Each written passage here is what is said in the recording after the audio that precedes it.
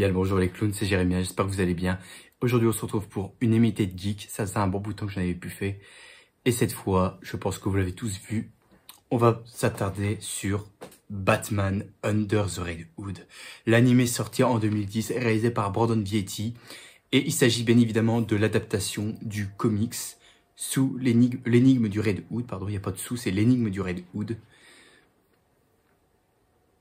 Je crois que je vous ai pas mal répété des dizaines de fois sur mes vidéos qu'il s'agissait de mon film animé DC préféré, si ce n'est le numéro 1, je pense, pour moi.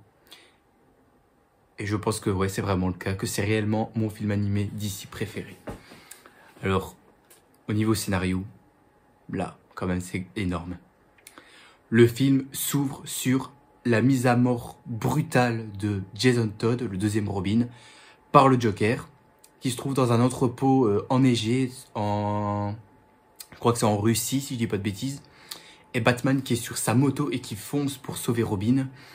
Mais bien évidemment, il arrive trop tard car l'entrepôt explose. Batman fonce vers les débris pour extirper le corps sans vie de Jason. La musique, enfin, le générique d'intro, d'abord écran écran noir. Le générique d'intro qui démarre. La musique est signée Christopher Drake et on va en parler juste après, pardon. Et là, on revient à Gotham, 5 ans plus tard, marqué en bas. Un nouveau justicier arrive en ville, portant un masque rouge, qui se fait appeler Red Hood, qui commence à s'associer avec la mafia, mais qui commence petit à petit à les trahir pour qu'il puisse atteindre sa vraie cible, qui est le Joker. Alors ici, Red Hood, qui est un Punisher dans la sauce DC Comics, parce que c'est un personnage qui est ultra violent, il utilise des armes, il n'a pas peur de tuer. Et bien évidemment, ces méthodes ne vont pas du tout plaire à Batman, qui va enquêter et essayer de découvrir, et c'est la question que ce que Batman et nous, on se pose en regardant le film, c'est qui se cache sous le masque de Red Hood. Voilà à peu près pour le scénario. Tout d'abord, la musique de Christopher Drake. Génial. Là, Christopher Drake va nous offrir, je pense pour moi, un de ses plus beaux travaux de composition musicale sur un anime DC Comics. Car là, pendant tout le long du film, il mélange différents thèmes. Je trouve ça franchement incroyable. Il mélange différents thèmes, que ce soit du mélancolique, dramatique et surtout poignante. Mais tu as également des compositions qui sont beaucoup plus classiques, avec des envolées très héroïques pour ma part. Mais également des thèmes qui sont beaucoup plus bourrins. Plus bourrin parce que tu as des percussions avec des tambours et tout ça pour bien marquer l'action au niveau des combats et des courses-poursuites. Je trouve que là, Christopher Drake, il n'a pas fait un travail bâclé là-dedans. Je trouve ça génial. C'est pas un travail bâclé. Il nous a fait, je crois pour moi, c'est la meilleure musique qu'il a travaillé. Franchement, c'est une des meilleures, comme je l'ai dit, un des plus beaux travaux de composition musicale qu'il a fait. Franchement, c'est Under the Red Hood. C'est officiel de ma part. Le Christopher Drake, je pense que c'est vraiment le compositeur que je kiffe le plus. Avec aussi Nick Arundel, ce qui a fait la musique des jeux Batman Arkham. Mais bon, les musiques que tu vois là-dedans, ça n'arrête pas une seule seconde. C'est complètement ouf. Tu peux même retrouver les bandes son sur YouTube. Je peux te dire que d'une piste à l'autre, c'est génial. Comme je l'ai dit, des thèmes mélancoliques, dramatiques et tout ça. Tu as des thèmes qui sont beaucoup plus bourrins, où tu as des grosses percussions, tu entends boum, boum, boum, des tambours pour représenter les séquences de combat et les courses-poursuites.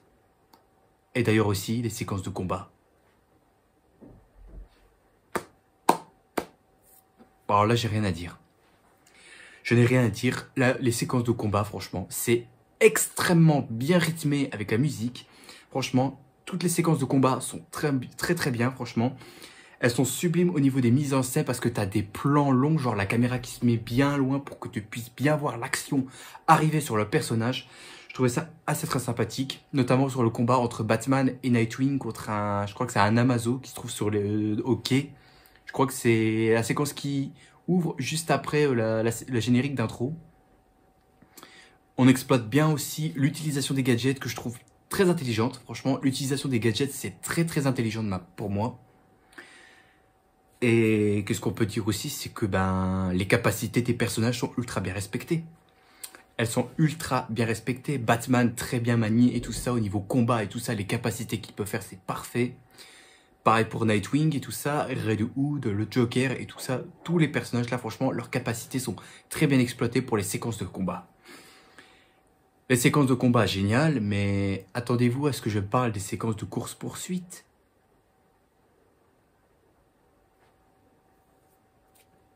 Pareil, les séquences de course-poursuite, je n'ai rien à dire. C'est magnifique. Franchement, ça aussi, c'est un travail propre, correct, et c'est pas du fainéantisme, comme pour certains qui vont arriver par la suite.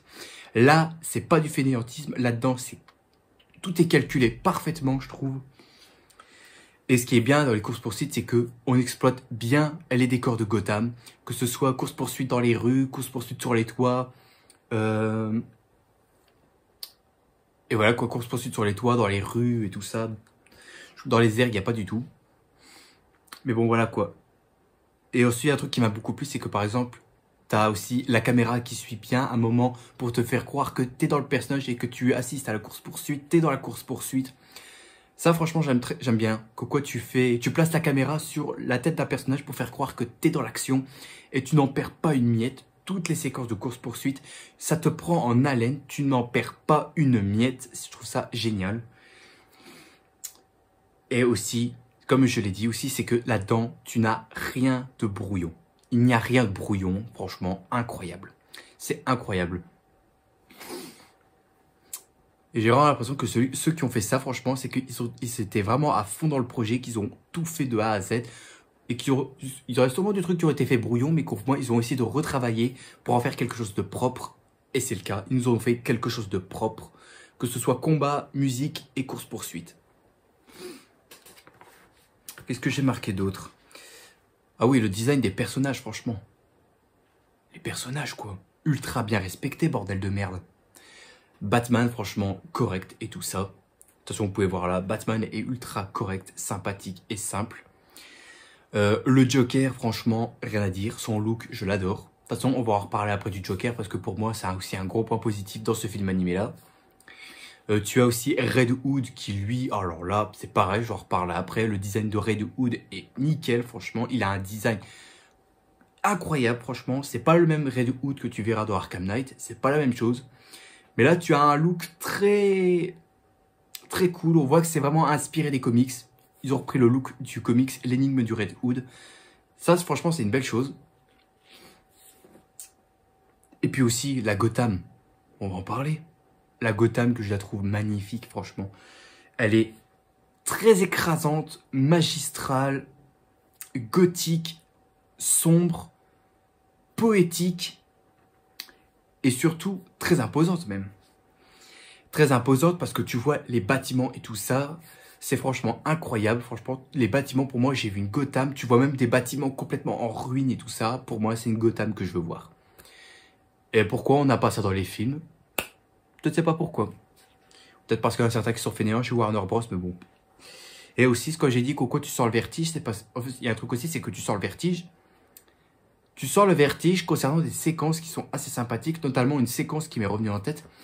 C'est quand tu as un hélicoptère qui est sur le point de tomber sur un quartier où tu as des bagnoles et des voitures et tout ça. Batman qui se jette dans le vide pour arrêter l'hélico. Franchement, ça, tu sens le vertige. Tu sens qu'il pourrait y avoir des civils en danger.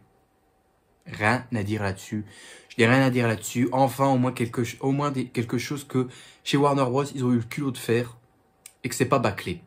Mais quand même, ça date quand même. Ici, on est presque en 2023, donc ça va bientôt faire 13 ans que ce film animé-là, cultissime, est sorti. Ensuite, alors, j'avais dit quoi, les combats, les courses-poursuites et la musique est très bien, mais ce que j'ai trouvé encore plus malin et très impressionnant aussi, c'est le propos. c'est-à-dire cette remise en cause sur les méthodes de Batman. Combien de temps Batman va-t-il laisser le Joker encore en vie? Combien de temps Batman va-t-il laisser le Joker, le laisser continuer à massacrer des innocents par milliers, par centaines, par millions même? Batman ne deviendrait-il pas accomplice sur les méfaits, les gestes et méfaits du Joker? Quand est-ce que Batman pourra-t-il prendre une réelle décision sur l'un des plus grands criminels de Gotham? Toute cette remise en question-là que tu as dans ce film animé-là, franchement, je trouvais ça très bien. Je trouvais ça très intelligent même. C'est très intelligent. Je trouve qu'aussi, elle est à la fois intelligente, mais c'est très profond cette remise parce que c'est bouleversant en fait. C'est bouleversant. Mais quand même, tu as quand même quelque chose qui est vraiment grave, quelque chose qui est vraiment très bien, quoi. C'est notamment vers la fin, quand on te remet en cause cette question, est-ce que Batman ne tuerait-il pas le Joker pour que Gotham se sente un peu mieux en sécurité? Mais bon, après, Batman dit que s'il fait ça, il ne pourra pas revenir en arrière et il risque de devenir comme lui et qu'il laisserait le Joker gagner. Mais évidemment, Jason n'approuve pas cette réponse de la part de Batman.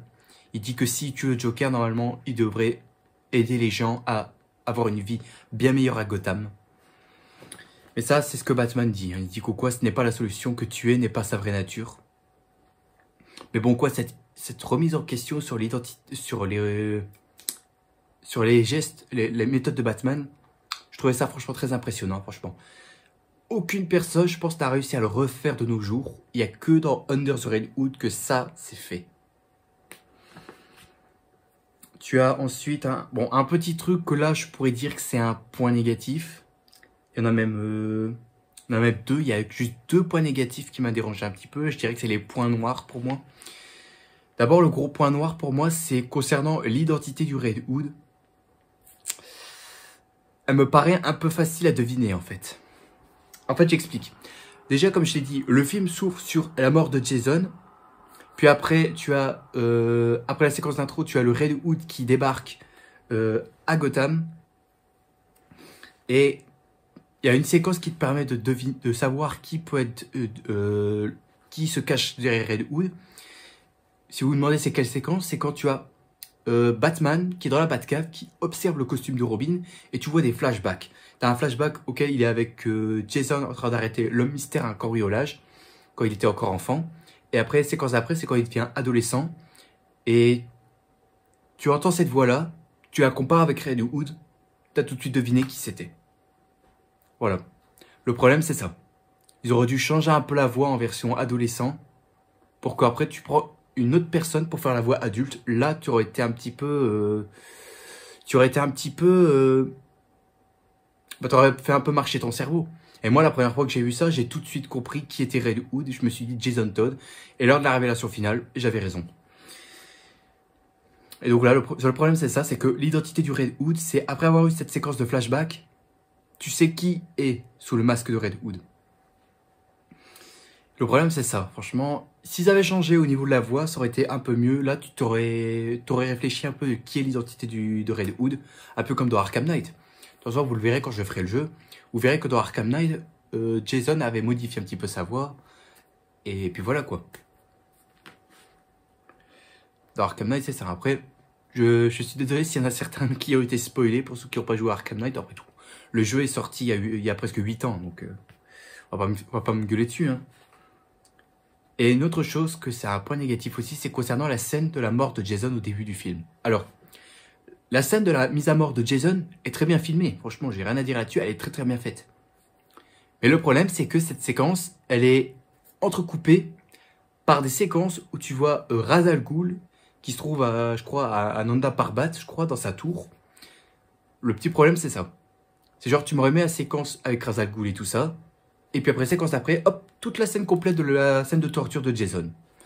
Ça aurait été ainsi, ça aurait été un peu plus cool, ça aurait été vachement mieux, beaucoup plus retravaillé et tout ça, mais ça n'a pas été le cas. Mais ça n'a pas été le cas. Et pour terminer, on a un méchant qui est cruel, qui est très cruel, et c'est ce que je voulais voir. Mais là, je reviens sur ce que j'avais dit, c'est concernant le Joker. là, le Joker, il est extrêmement bien respecté pour moi. Je le trouve bien respecté, il est vraiment psychopathe. Franchement, c'est un Joker comme ça que je veux voir. Je le dis depuis Arkham Origins que c'est un Joker psychopathe que moi je veux voir. Un Joker clown, c'est bien, mais un Joker qui est en mode cruel, un anarchiste, un psychopathe, franchement, c'est très bien. Et attention, c'est pas parce que je parle d'Heath Ledger, non, non, non. Je parle de ma version à moi du Joker, comment moi j'aime bien. La version clown est bien, mais je préfère la version Joker qui est en mode un maniaque, un anarchiste, un psychopathe qui se fiche carrément de l'argent. Franchement, c'est après avoir vu la version d'Heath Ledger que c'est un Joker psychopathe que moi je me fais le plus. La version clown est bien, mais c'est le Joker en mode plus froid, cruel et tout ça que je veux voir. Par exemple, il y a une séquence qui le montre très bien, c'est quand tu as le Joker qui est dans une salle d'interrogatoire avec Black Mask. Il dit, est-ce que je pourrais avoir un verre d'eau? On lui donne un verre d'eau, le Joker le prend, il le brise sur la table, il utilise les trucs pointus et tout ça du verre brisé pour trancher la gorge au mec, il pique le flingue et bam, bam, bam, bam. Et après il tourne son flingue sur Black Mask en rigolant. Je me suis dit, là voilà, là c'est le Joker. Ça c'est le Joker que je veux voir, qu'on nous montre qu'il est sans pitié, qui tue n'importe qui car il n'a peur de rien. Le Joker doit être comme ça. Il y a certains qui vont pas être d'accord avec moi, mais bon, moi je donne que mon avis. Cette séquence-là, quand tu as le Joker qui massacre les hommes de Black Mask dans la scène d'interrogatoire à Arkham, pour moi c'est un Joker comme ça que je veux voir. Un Joker comme ça, c'est ce que je veux voir. Donc le Joker, c'était un gros point positif. Et bien évidemment Red Hood. Red Hood qui est pour moi un des personnages que j'ai surkiffé, franchement, c'est à partir de là, après ce film animé là, que j'ai commencé à kiffer Red Hood. Mais Red Hood version Jason Todd, pas le Red Hood avant qu'il tombe dans la cuve d'acide, il devient le Joker. Non, non, je parle pas de ça. Je parle du Red Hood de Jason Todd. J'adore ce personnage-là, franchement, je l'adore. Et il y a un truc qui me posait franchement la question, c'est que Red Hood, est-ce qu'on le considère comme un anti-héros ou un méchant, en fait? C'est une question que je me suis toujours posé la question. Alors, il y a certains qui disent que c'est un héros. Moi, je suis pas fan. Moi, Red Hood, en tant que héros, non, je ne veux pas ça. Moi, je suis pas d'accord. C'est soit t'as un méchant ou un anti-héros. Et déjà, Red Hood dans la Bat Family, ça me dérange, ça. De base, Red Hood, il travaille tout seul. Hein. Il travaille tout seul, il a besoin de personne. Pour moi, Red Hood, là-dedans, je le vois plus comme un bad guy. Je le vois plus comme un méchant. Bon, après, la version anti-héros, on va dire que ça passe. On va dire que ça passe, mais bon. Mais voilà, Red Hood, là-dedans, il est ultra violent et très menaçant. La séquence d'intro, quand il ramène tous les chefs, là, dans l'espèce d'entrepôt qui est tout en haut et qui commence à tirer avec le fusil mitrailleur. Puis après, quand il affronte les 4 assassins que Black Mask a envoyés pour le tuer, là, il utilise ses flingues, il y va pas de main morte. Franchement, je trouve ça parfait. Et même quand il utilise un taser pour le planter dans la tête du mec, et hop, t'as l'effusion de sang qui gicle sur le mur. Voilà. Red Hood doit être comme ça.